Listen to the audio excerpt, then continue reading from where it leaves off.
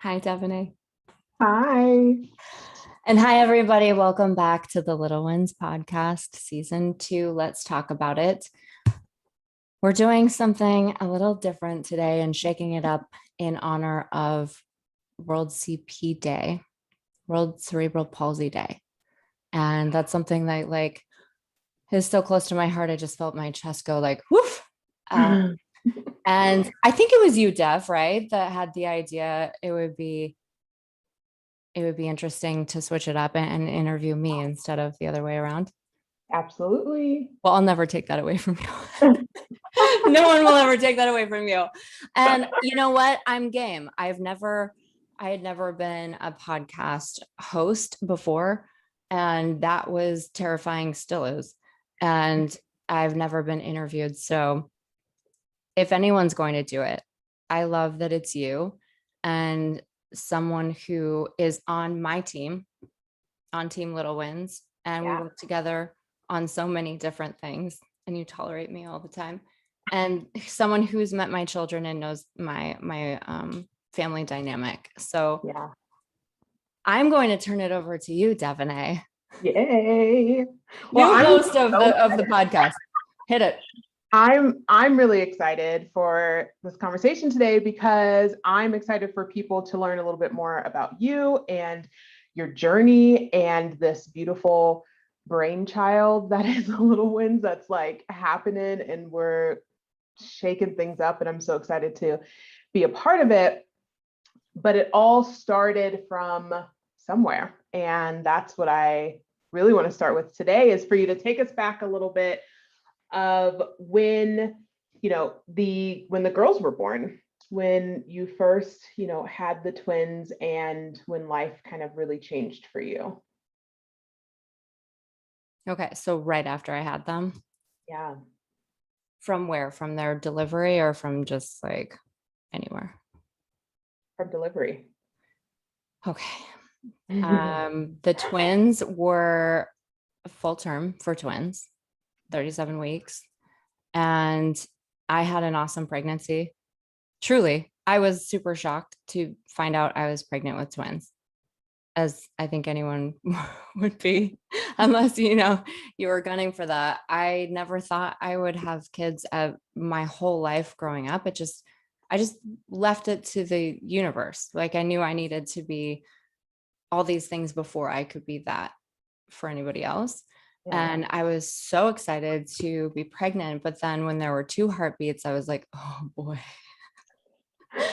Oh man, I hope I can pull this off. It's a deeply humbling feeling. And I worked out, I ate right, I took the vitamins, I did all the things, and I felt great. I really, when I look back on the time of being pregnant with them, even though my stomach was like here, I could barely tie my shoes for a very long time. What a magical, really fascinating time in my life. I learned so much about myself, and I could feel them. I learned so much about them. And when I went to deliver the girls, I was induced because Stella had kind of run out of room in my stomach. And I felt like that was kind of rude when they said that. I was like, what do you mean? I've like expanded beyond.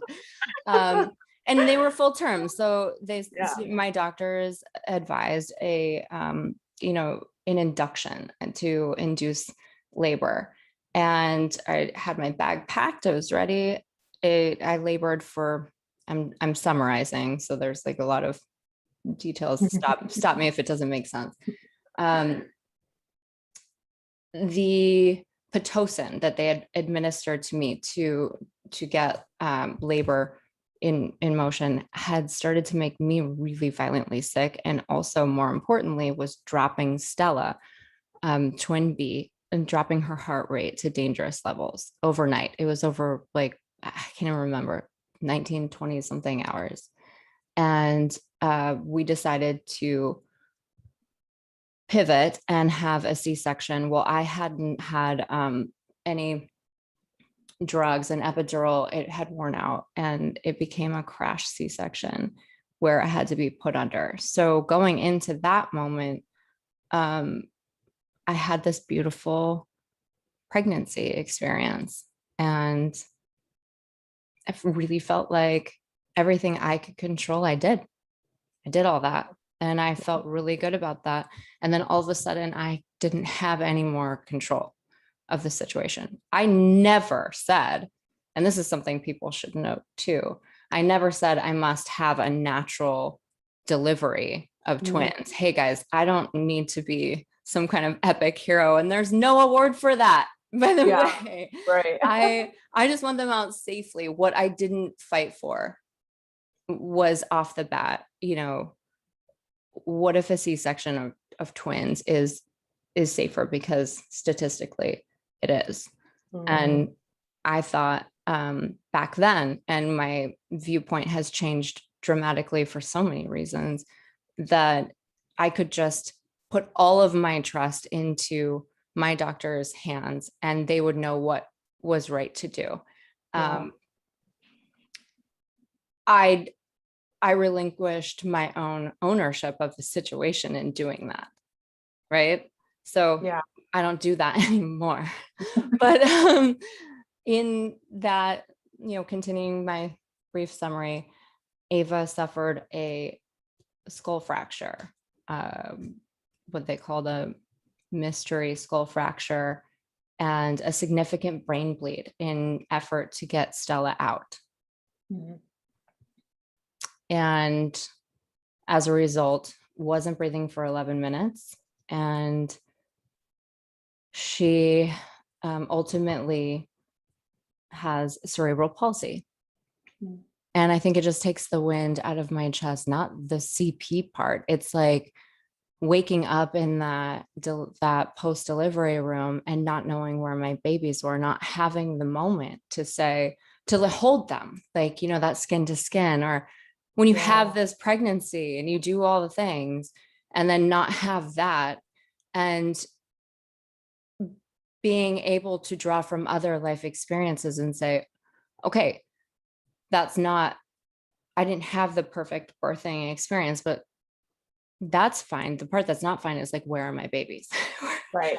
Where are they and what happened? And I still don't fully know exactly what happened to Ava, but I did have an awesome, they're both here, and that's all I wanted. That's all I wanted.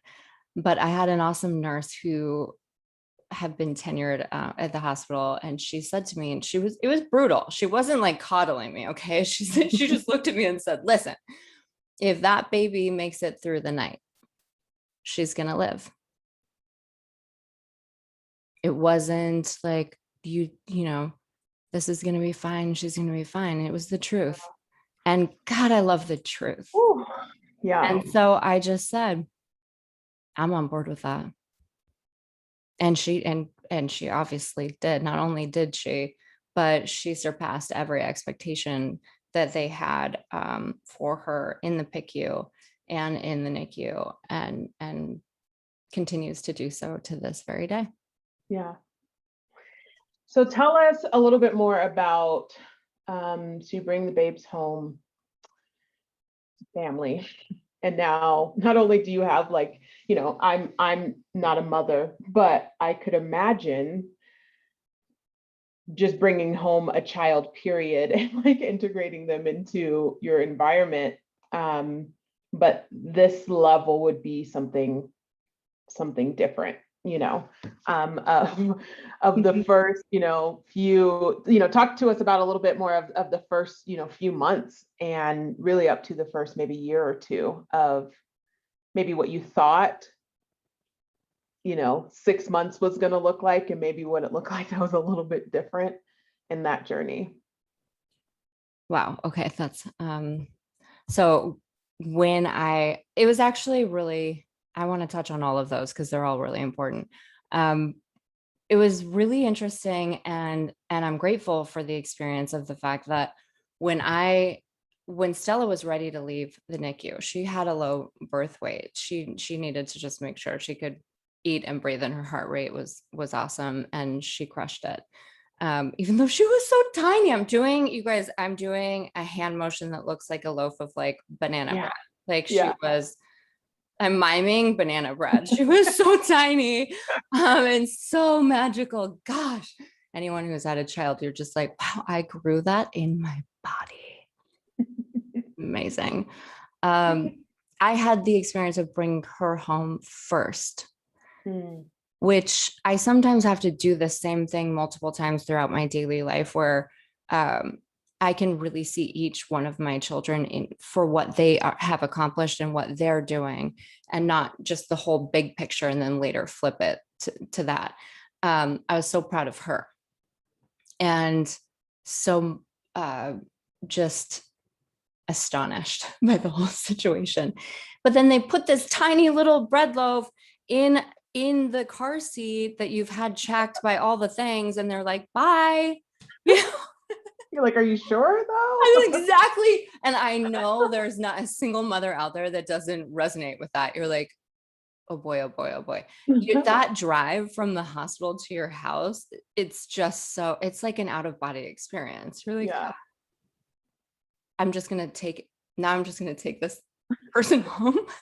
And I look like someone who can do this. It is a really interesting moment, and super important, I think, for the whole journey.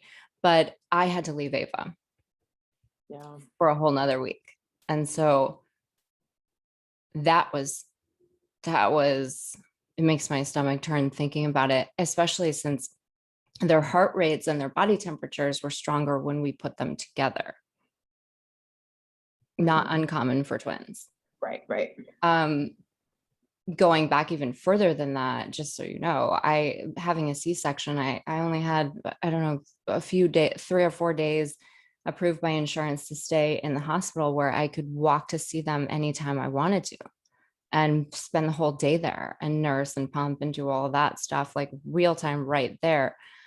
I did get another day, but then after that, when they were in the Ava in the PICU and Stella in the NICU, I had to go home at night to the nursery that I decorated for them, and all the things that were laid out and all of that. And I haven't thought about that in a while. That part was really hard. But at the same time, once I just think back to that nurse, and I wish I could remember her name. Something just really clicked with me that reminded me of, like I said, so many other instances in my life where things like they didn't go exactly how you planned. And maybe it ended up in like total catastrophe. And it brings you back to ground zero of what is actually important. Right. You not whatever cookie cutter or vision you had for what it would be like to bring twins home, or what your neighbor did when they brought their twins home and what that looked like, whatever. It all comes down to like, they are here. No, I don't have them home today, but this is my normal. And so we have this awesome opportunity to just pave our own way. And we don't have to think about, what anybody else did in this moment and what those pictures look like and feeling like we need to keep up, or all that stuff that, Dev, me, doesn't really suit me anyways. Never really fit quite right. But it definitely completely smashes that to smithereens. You don't have to think that at all. Yeah. So I think that moment, having her in the car, was both sides of my capacity for gratitude, but also pain. Yeah. In that very moment, simultaneously, look at this baby girl. I'm going to do this. I'm just going to probably stay up all night staring at her because God, I'm terrified. It's going to be like checking her breathing every 5 seconds.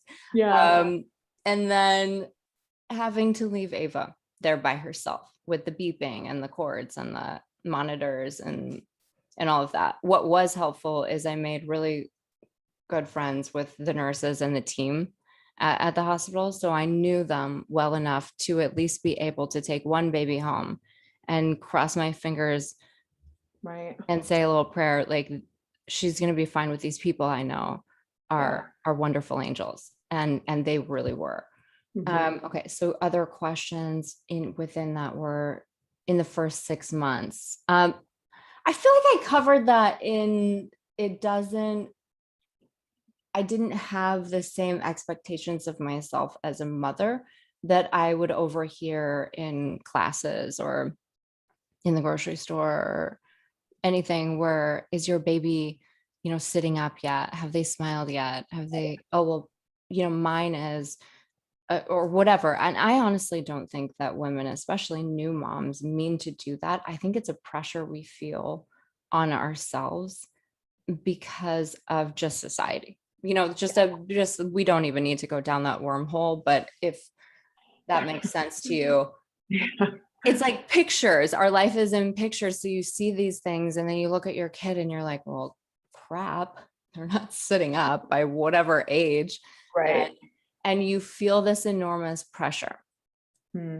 There were snippets of things that I learned throughout my life's timeline is that everybody gets to where they need to be on their timeline.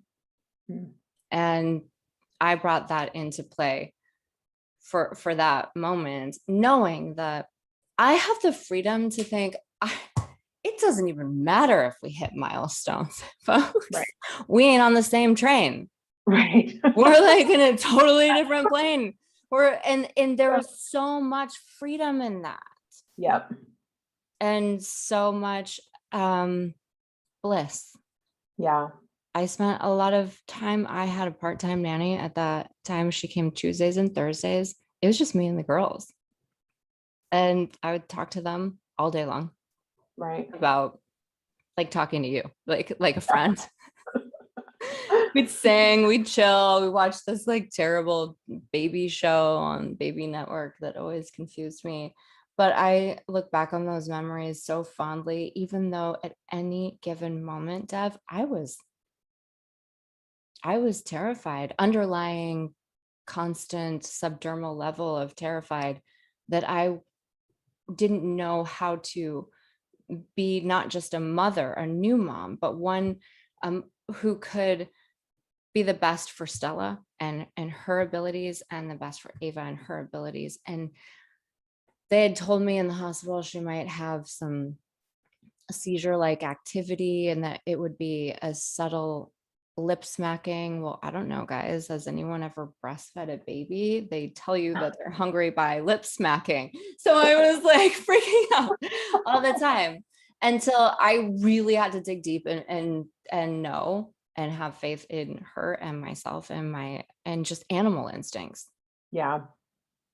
Yeah. Really, that I would know if it was a major issue. Right. And otherwise, just have fun. Yeah, and I bet you mentioned the freedom of doing your best to remove stereotypes or like the shoulds, and you should be this as a mom at this point, or even that your kids should be this place at this point. And I could imagine really having to do that when you have these two beautiful humans that are very different and need different things from you, and for your own sanity to just like remove all of that crap and just like live in gratitude that they're alive, so like who cares on some of these other things. That's why when she did make it through that night, I was just like, oh, it's on now, girl. Yeah. It's on now, girl. I often would hear in the beginning other parents say, and I don't ever fault, well, that's not true. I fault parents who do terrible things, but like a parent who has the best of intentions for their children for saying things like this. Well, isn't it hard to have a child with a disability? Or isn't it, don't you feel like it's unfair what happened? I would get all kinds of comments, still do. Yeah. And I don't really. It was the freedom. I never do. And I think you know me well enough to know I would tell you in just that moment of being like, well, hell yeah, she made it through the night. So it's on. We're off of that whole timeline, or the, whatever that Right. popular, we're on the bell curve where most people fall into, and bless them and bless us and everybody else for being in our own. There is no right or wrong. All we can ever do is try our very best and learn. I think a lot of parents think that it's our job specifically to teach our children what we know. I've learned more from my kids, from the feelings I had in those early moments, all throughout those 6 months and beyond. I've learned more about myself, the world, and these children than I fear I've taught them. Right. Outside of like the ABCs and the 1, 2, 3s, honey. I feel I'm just at a place where now I just keep them alive. We do the meals and the nut-free lunches and the carpooling, but I'm learning from them Right. and from the experience of being their mom. Right. Well, and fast forward, now we've added 2 other amazing humans, little humans. Yeah. Sure did. Yeah. And when at what point, I guess I'm like trying to do the math in my head, like kind of knowing all of their ages. So maybe around like, Stella and Ava are maybe 4 or so, and then Jonas and Billy are here. And just like talking about now being a mother of 4,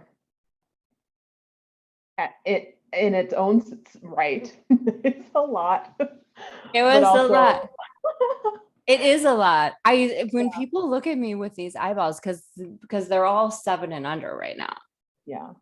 There was a moment where I bought a really cool gadget I tried to find for someone else on Amazon the other day, and I couldn't find it. So if anybody listening knows where to find this, it's a stroller, but it's 3, like a little train.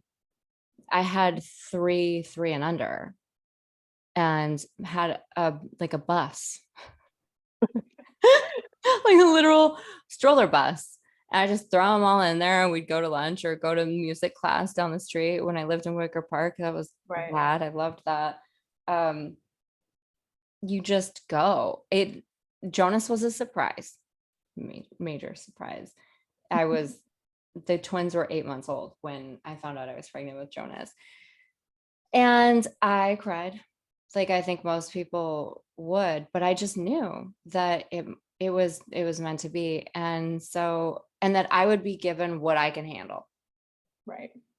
Even though some days you're like, I can't handle this. Yeah. It's so cool when you sit down and you realize, but I just did. Yeah. Right. But I just did. And now it's a party, now we have a party all the time. But it's a lot for sure. She's like, yeah, I've been to your house, girl.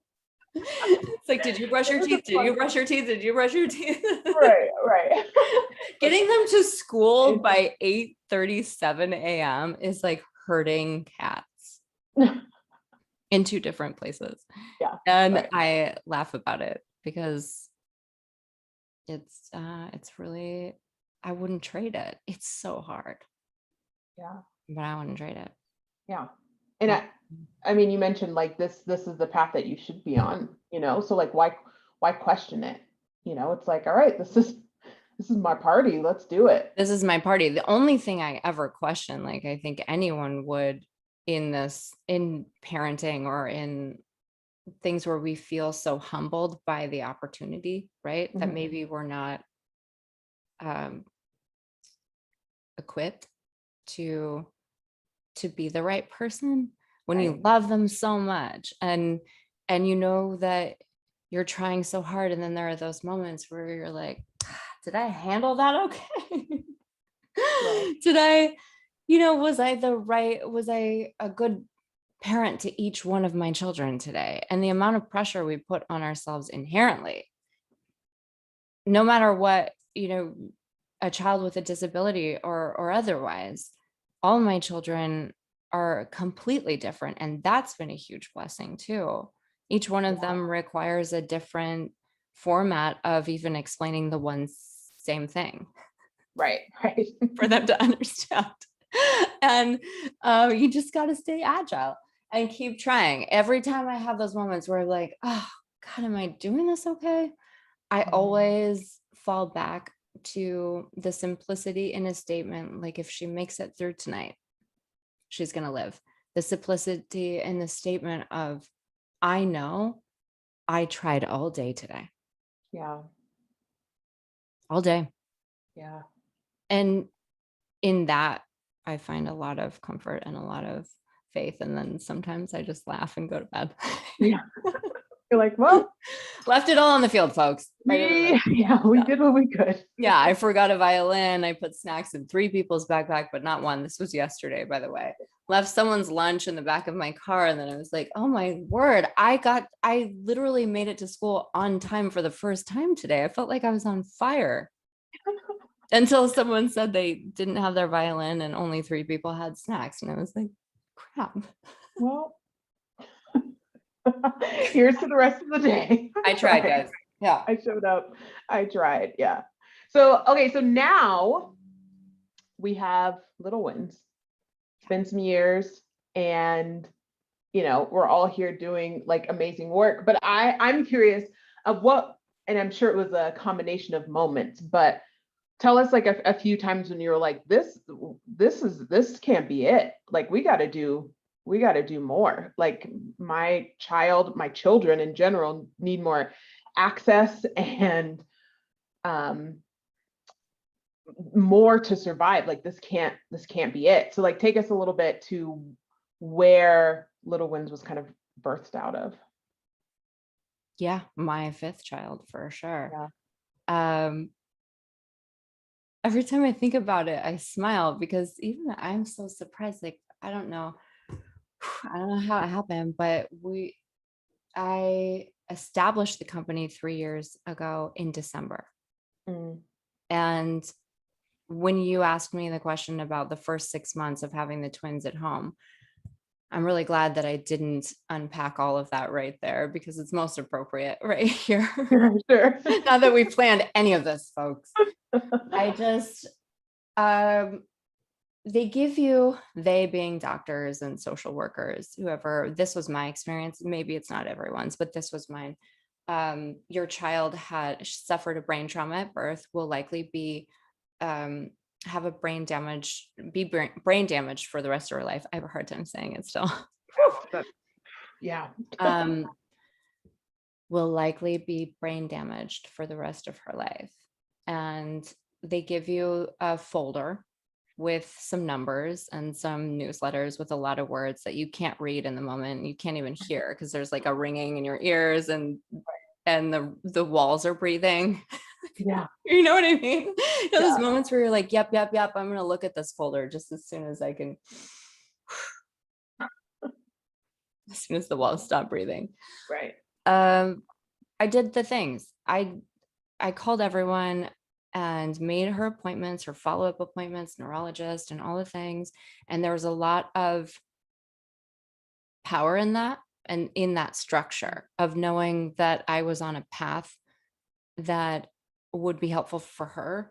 But what I was feeling in that moment is that there wasn't a lot of support and almost no direction. And all I wanted to do was care for both my babies to the best of my ability and for their individual needs. Yeah. I tried to Google. This was almost 8 years ago. There wasn't a lot of information, the things you Google. Golly. Brain trauma, all these things. And then you just decide to close your computer and let your brain rest. I had her enrolled in therapy, in physical therapy and all of that through a state-run program. And there was comfort in that at the time. Whenever I had this person come to my house, I was more ready to learn. How do I care for this child? What does she need? Teach me how to do it, because they didn't do that in a hospital. Nobody does. The doctor's office, the pediatrician, they don't have time even to walk you through it. They just give you the same numbers or helplines or websites. That's terrifying in itself. I had this company come.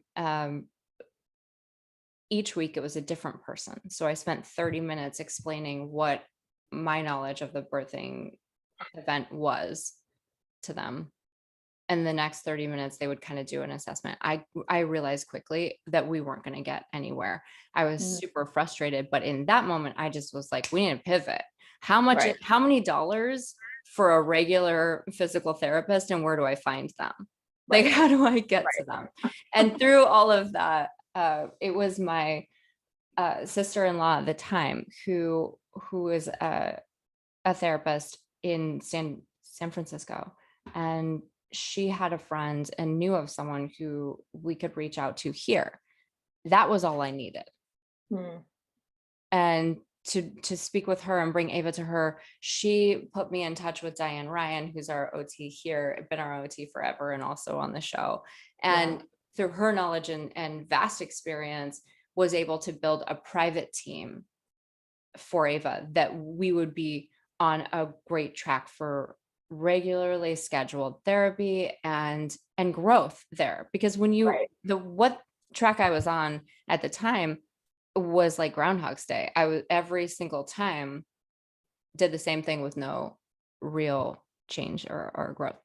And that wasn't going to work for me. Yeah. Growing up in the way that I did, and just from my personal life experience, I know what it feels like to just be trying as hard as you possibly can and working your tail off to pay your bills and take care of your family and buy groceries and maybe someday have like a little bit of fun. Right. Applying that knowledge to the scenario that I was in there and knowing that I was not alone Right. started to be something I couldn't stop thinking about. Mm. And every single time I needed to get her even just like a splint for her thumb or a brace for her leg, or I'm not even talking about the large equipment. It was Right. all the same. It was all a struggle through our Right. insurance company. And then I started thinking, because I grew up without health insurance, I started thinking, well, what does this scenario look like for everybody without health insurance? It's already hard for me, Right. and I'm paying for this service. So like, Right. what is that like for everybody else? And I just couldn't stop thinking about it. Mm. Never in my life have I ever felt more, I call it possessed, but it was almost like taken over, like taken over by the desperate need to figure out a problem that, or find any solution for a problem that is so much bigger than me. Yeah. And also going to bed at night being like, who do I think I am? I have like no college degree. I can barely do math. I don't even know how to work my iPhone at the time. I have a million kids under the age of 5 seconds. And I'm like, who do I think I am? But Yeah. it didn't matter. The more people, every time I would have that total mental crisis, what we just discussed, what we just unpacked right there, I would have this renewed strength, almost stronger than the day before, every time I met another family or another person who was feeling the same way, but felt like the situation was hopeless, Mm. but they never had a hopeless vibe. Right. They were like, okay, the system completely sucks. We're going to do the best we can in the moment. It's not going to break our spirits. Mm-hmm. I never met any one person who said, what about us? I swear on my soul. Right. What about me? And this isn't fair. They were just like, all right, cool. We're going to keep on cruising and we're going to go to the things we can go to. And when we can't get the equipment or the mode of transportation, we're going to get creative, Mm. but it won't stop us. And that fueled me. Like that was like when you have a little ember of just like a little tiny flame. Yeah. And that was just like gasoline. And I was like, oh, these people aren't asking for help, folks. They aren't doing anything but living their lives and doing it in such a beautiful way that, I mean, whatever. So what if I try and I completely fall on my face? At least I can sleep at night knowing that I tried, as opposed to all the nights previously where I had all this self-doubt and it consumed me. And I was like, woe is me. How will I be able to do anything? Whatever. And maybe it still will fail. Maybe it won't. We don't know. Yeah. It hasn't yet. No way. And the thing is, the faith that I have in this community, none of it was about success for a company. It was about creating a solution to a problem Right. that is so archaic. And frankly, we're bored. Bored. We're bored. Yeah. It's like, can we all just move on and let's do some cool things and Right. figure it out and work together. I feel like I blacked out a little bit between like right before I started LittleWins and the first year I mean that like air quotes, like I just was so obsessed with figuring it out. Right. I was so in it, the same way I blacked out when I had 4 children that are now 7 and under. you funnel or tunnel vision, you tunnel vision it, and all you can see is the steps that you need to take, and there's nothing else. Right. With your children, with your startup, Right. it's probably a level of insanity. I mean, or drive, or Oh, it's definitely a combo meal, but there's some insanity in there somewhere. But a little sprinkle. all of those sprinkled with insanity, the fairy dust. Whatever. The things that have terrified me most always, like being interviewed on this podcast, is a small sample of that. Yeah. Being in these meetings the first year of getting this company started and saying, look, I don't know anything about this. Yeah. I've been attending some night school classes on coding and also learning how to work my iPhone. So many things, advertising and things that I never did because I couldn't go to college. I couldn't afford to go to college. I didn't have this whole other life experience that so many other people had. But my life experience was different in common sense and in getting to know others and myself. Yeah. And having some faith in that. So I would go into these meetings and be like, look, I have no idea what I'm talking about. I'm going to let you ask me questions. Any word I don't understand, I'm going to write it down. Right. Google it. Like at first, I started at words, Devonee. Yeah. Okay. Right. Like, I don't know what traction means. And I'm not sure what SEO is. Is that like an acronym or is that the word? It's all about that YouTube University. It's my favorite. Yeah. I'm just gonna write it down, and then the questions, I'll write those down. But I'm a decisive person. I trust my gut. I did this very long discovery with all these amazing families who would give me any information about their journey to acquiring care and equipment. And I was armed with their faith and my passion and my drive to create a better world, really, for not just Ava, for all of my kids. And so I don't care about a dumb question. I'll be here, folks, writing them down. I'll Google it and I'll be back tomorrow with all of my answers. Whatever. Yeah. We got things to do. We got things to do, folks. Yeah. So tell us a little bit. So if people are kind of hearing this for the first time, tell us just a little bit more about LittleWins, what they can do there, and all the access that they have there.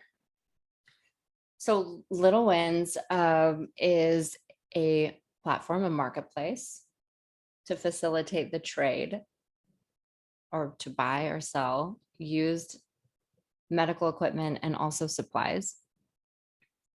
It is up to you. It was like a bridge that I built for the people. When you can't find what you need, when insurance denies you, when when you can't go to Walgreens one more time to buy something that breaks your heart, Yeah. you know, and when you feel alone in the process of doing it, because no one around you, like where I live, like nobody around me has a child in a wheelchair or embraces, or and I'm completely oblivious to that. But I am also aware, acutely aware, that not everyone is oblivious to that feeling. Mhm. And I Mhm. learned that from that discovery period of having the conversations with all of these amazing families on just exactly what their pain points were. And I found that no matter what the symptoms or diagnosis, even if they didn't have a diagnosis, Yeah. or socioeconomical breakdown or anything, the two common pain points were that everybody had something that they no longer Right. needed something. So that's a slash, Mhm. needed. And they felt alone and Yeah. isolated. And I remember going back to that question about what was it like taking her home from the hospital, where I'm Googling my face off, trying to figure out, how do I care for this child? Right. That is a huge part of why I had to start this company, even if equipment was never traded. Mhm. If none of that component of it worked, so that you're not alone, let Yeah. it be a resource for you, for anybody coming up after me who needs a friend and a Right. connection or a place to ask questions, because we're really learning from each other. What a powerful tool to say, hey guys, I just the other day in our forum, I said, Ava, I didn't know that they weren't giving her an adaptive spoon at lunch. Well, I was volunteering for lunch lady that day, and she doesn't want to eat her soup, even though it's delicious. Yeah. When I looked at her, I knew why. They give her a plastic spoon, and first of all, I can't eat. I can barely use a plastic spoon. Like it is not it's not structurally sound. Okay, it's not reliable for soup, especially. But I get it. And I wanted to see what other people had used in lunch boxes and otherwise, to be able to just ask that question in forums, or the connection you get from when, if I post a picture of a walker and you need it, Right. then you and I have so much in common. And on Little Wins, you have that chat component that we now made available to keep open for you. Ask Right. those questions. If someone before you who has a child older than yours has, or an adult, anyone, you have so much in common, and to be able to dispel that loneliness, but also learn from each other so much faster. It's the most powerful tool there is, Right. that connection. I truly believe. Yeah. So what's coming up with Little Wins? Is there anything that you want to share? Some like cool, I mean, I know. I'm like, Uh, Devonee, don't be so coy. Don't tease me, Devonee. I know some awesome Yeah, well, things that we have coming, but also know is there anything? we can't tell them everything. Yeah, I mean, there's really, really great stuff coming. That's a little hush hush for now, but I mean, you just mentioned, just some features that we're expanding on. So yeah, keeping that chat open so people are able to connect a little bit longer and Yeah, things like that was a that. huge thing. Well, we're a custom build website. When I Right. started Little Wins, I didn't, gosh, it would have been awesome if there was another Little Win. So I could have just taken what was happening and made it, work for in other ways, or partnered with them, and we could work together, and I wouldn't have to pave the way myself.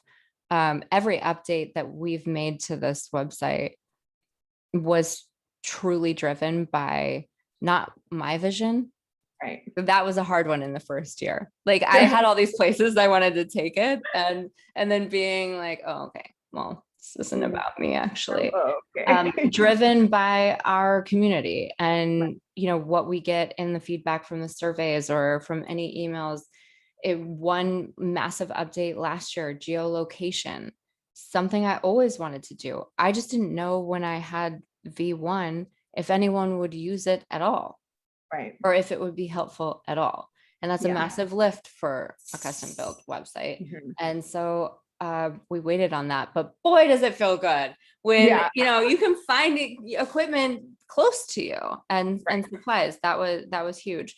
Keeping the chat component open was another thing I always wanted to do. I just wanted to make sure that, one, my priorities are to always keep this community safe Yeah. from tomfoolery and all these, like, that's Mr. Tomfoolery to you. Yeah.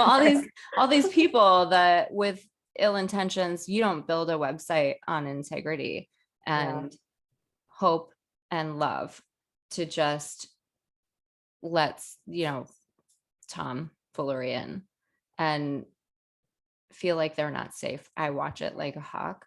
And I was nervous to open up the chat component until I knew that we had all protection firewalls and all that stuff in place.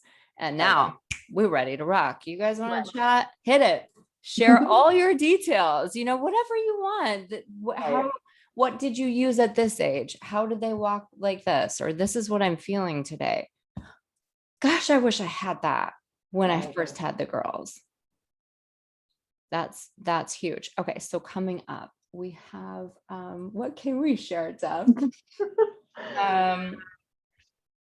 There's you share it. I don't know. I feel like there's trying to not spill the beans. There's some more custom options coming. Yes. More opportunities for community. Community and ease in acquiring supplies and care. We're always trying to find like fun, exciting ways to make things accessible and your life easier and feel like a party and feel like somebody over here, me, LittleWins, Lex, and Devonee, we out here, folks. Let's just have a good time and dispel any of the rest of the baloney. It's such a joy. It's such an honor and a privilege to me. Yeah. It's the same humbling that I feel oftentimes. Yeah. It's the same one I had, bringing the babies home, where you're like, gosh, am I really equipped for this? Yeah. But then you go to bed knowing, I know I tried all day to the best of my ability, and I'll get up and I'll do it again tomorrow. And it's an honor and a privilege to do so. Yeah. And I'm so grateful. Definitely. Well, as we roll into World CP Day coming up, I felt like this was that's why I'm wearing green. That's what I'm wearing. I'm wearing green for it. That's great. I know. It's just amazing to see, all the things that you've done and accomplished, but more than that, like, not to, give you too many compliments, but more to that of just like listening to the need and like being a vessel for a weird word of like just saying yes to the call and being like, all right, we're going to figure this out. Like we're going to do this because this is not okay. And if you jabronis aren't going to figure out, we're going to figure it out. If you people up top or who's in charge or whatever, like if you're not going to do it or take it seriously, fine, we'll do it. And we have a giant community of amazing humans who have, maybe some of them have just been waiting for someone to take up the charge and they're ready to, so it's coming and it's happening, and what's being created is so beautiful. And man, the next couple of years are going to be rad. Super powered by the people. And I do think that, and I've said this before on the show in other contexts, it's such an exciting time in medicine. I think we can get caught up in, whatever else is going on, but within this realm, what an exciting time in medicine, and also an exciting time to be alive and just an individual with a purpose. Because when the larger corporations and these things that we don't really understand and feel like they don't see us, right? Right. When they're failing large populations. I don't want anyone to take any of the things I ever put in those statements as I'm calling anyone else out. What I'm calling is for the people who have a need and a drive to form any solution to a Yeah. larger problem. The time is now, Yeah. because everybody is ready for that and Right. so excited, in like tech startups and med tech and everything that's going on in this whole community. Everyone wants to work together because Mhm. everyone's starting to see, you bring this to the table, you have this strong suit, we're all working towards this common goal. Right. Let's join forces Yeah. and let's make something absolutely beautiful. And I'm so happy to be a part of it. World Yeah. CP Day gets me choked up every time. That's why every time you say it, I'm like, and not in a bad way, in like, truly the number one reason I started this company was holding Ava when she first got home. When I was able to first have that car experience with her that I had with Stella, Yeah. but even more terrified. And then holding her in that nursery that she hadn't been in yet, in the rocking chair. And my brain sometimes moves too quickly because I could have just enjoyed that moment. You know me, Jeff. Mhm. All I could think was, oh God, I hope everybody sees you for exactly who you should be. Yeah. Like the nurse said, if she makes it through this night, and being terrified all of a sudden in that moment, like what if they don't see her for that? I don't care about the milestones. Give me a break. I don't care about whether or not they eat their vegetables, although I would be nice and I try. But like, what if she isn't ever seen or Mhm. accepted for just exactly who she is? Something that's really miraculous, just like her sister, but in a different way. Right. And that was the first seed of that little tiny flame that we mentioned, was Right. over my dead body. Because I know how I grew up. I knew what people said about anyone with a disability, and I fought for them on the playground. I hate that stuff. I believe that people should be accepted as people until you're a bad person, and then I'll tell you what I think about that later. But enough, right? Can we all just see each other as people? Right. And I decided right then and there, every person I meet, anyone who will listen, I will get on my soapbox and I'm going to tell them I will change it. And that feeling just grew. I think people want to talk to each other and they want to connect with each other, but we've just been given all these like just garbage thoughts or outside, what am I trying to say? Like Outside opinions propaganda or and yeah. nonsense, essentially, Yeah. that now we're scared sometimes to talk to each other. We don't know what Right. to say, so we don't say anything. Yeah. There's like different terms and sensitivities and all of this, where I felt like that in other situations where you're like, I don't want to offend you, so I'm just going to go ahead and be like, can I do like, what's cool? Right. Right. Because I just want to love you.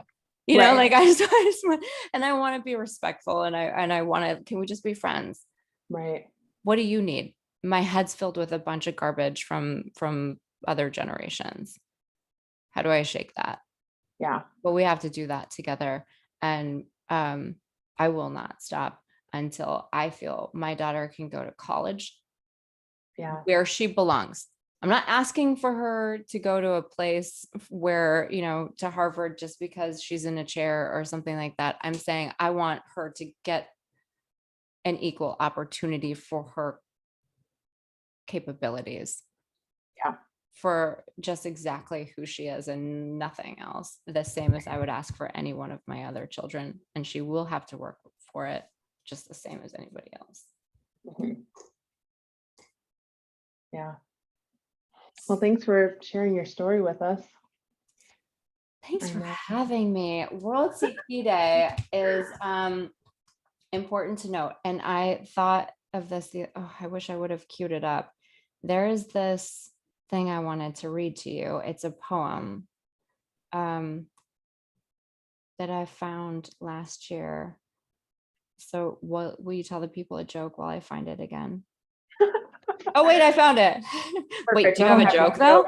Oh, that's the worst thing to give. I hate when people ask. I have one joke. This is the one joke that I have. What did the buffalo say to his child when he left for college? The fact that you were able to just whip that out of like a back pocket blew my mind. Like, my one joke. I don't even need a punchline. Okay. It's my one joke. Okay. So what did the buffalo say to his child when he left for college? What? Bison. Okay, for the people who are going to watch it, for the people who can't see your adorable face when you do that with like your chin on your hand and like a little ta-ta gesture with your fingers. It's my only joke. Well, you crushed it, because I hate when people ask me that. My brain's like an Etch-a-Sketch. It's one of those questions where they're like, if I brought it up organically myself, I could tell you a joke, but don't ask me to tell a joke. So by the way, you're welcome. Well done, sis. All right, what's the poem? Tell us. Okay. Well, it's a little bit heavier. It's not a joke, but it's true, and it makes me smile in a different way than a bison. What cerebral palsy cannot do. It cannot cripple love. It cannot shatter hope. It cannot corrode faith, limit friendship, damage memories.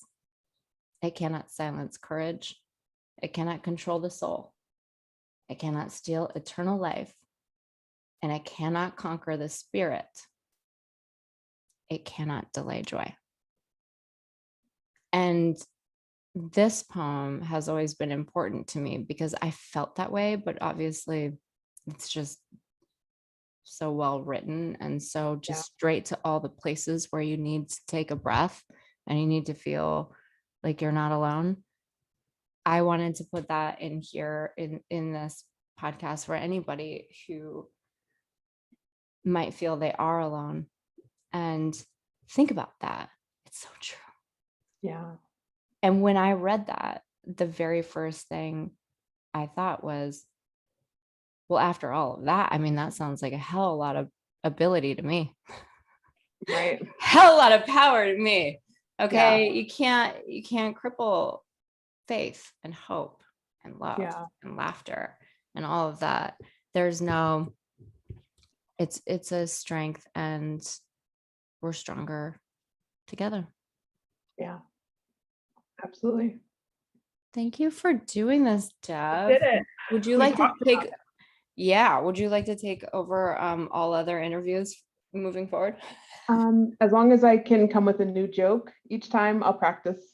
Oh, that's that are equally as silly. It's a prerequisite, actually. For sure. Yeah.